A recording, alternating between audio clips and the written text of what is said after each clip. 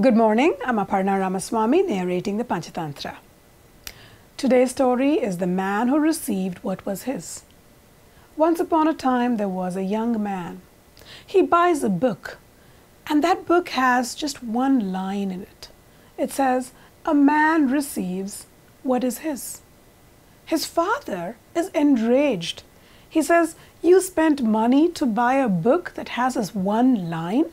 He shames his son and is so humiliated. The son is so humiliated by it and so hurt by it. And what is worse is the father throws him out of the house and says, "You leave. You have no sense of what life is. You have no appreciation for what I make possible for you. Get out of the house." So the son leaves home, wanders everywhere, is completely dejected by how his life has turned out to be. And as he's wandering, he comes to a scene and he sits down to think about what's happening. At that same riverside where he's sitting, there's a beautiful princess who is also there watching and spending time. The princess sees a handsome prince and falls in love with him. She sends a friend to the prince and says, "Won't you please go call him and ask him to come to me? Tell him who I am and tell him I'm completely captivated by him and I'm in love with him. And ask him to come tonight.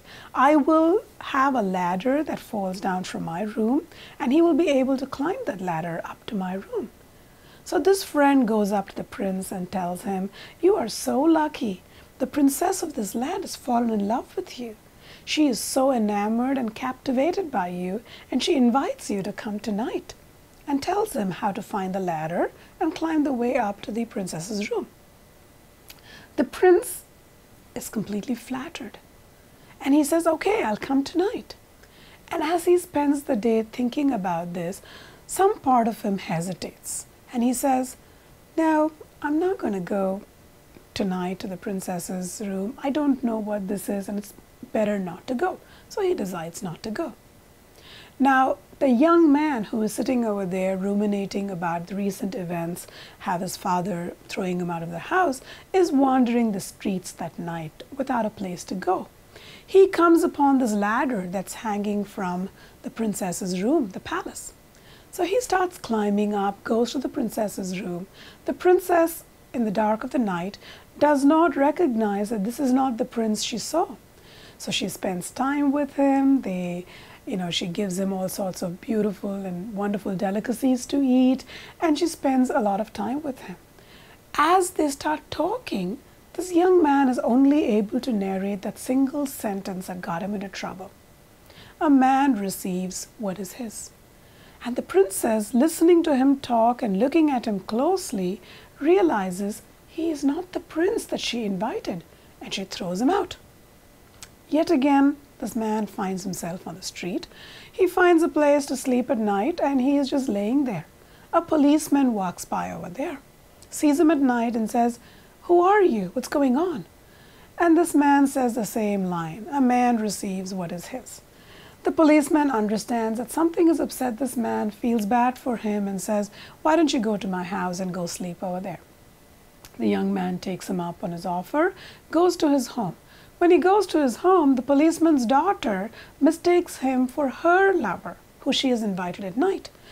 And yet again, this man experiences this situation where he is talking with this girl. She is all loving until such time she realizes she's made a mistake and throws him out yet again.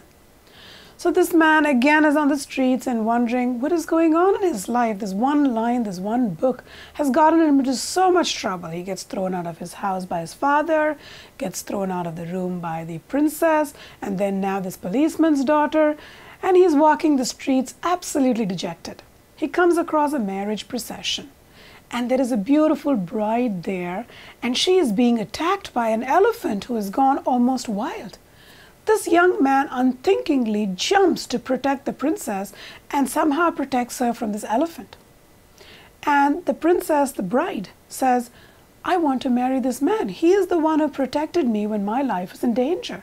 And the bridegroom objects, but the king says, "My daughter has spoken, so I will get her married to this man." And because he doesn't have an heir, he adopts this new son-in-law and makes him heir. And he asks this young man, "What do you have to say?" And this young man repeats the same sentence. A man gets what is his. He receives what is his. Now the rat who's narrating the story says, and that's the power of fate. You get what is yours. It was not mine to stay in that monk's room. It was not mine to stay in this fortress I had retreated to. My life is decided. I have to move from there, and here I am with my new friend the crow, making yet another friend the tortoise, and such is the power of fate. The tortoise, hearing the story, says, I completely agree with you. I have another story to tell you, that of a weaver.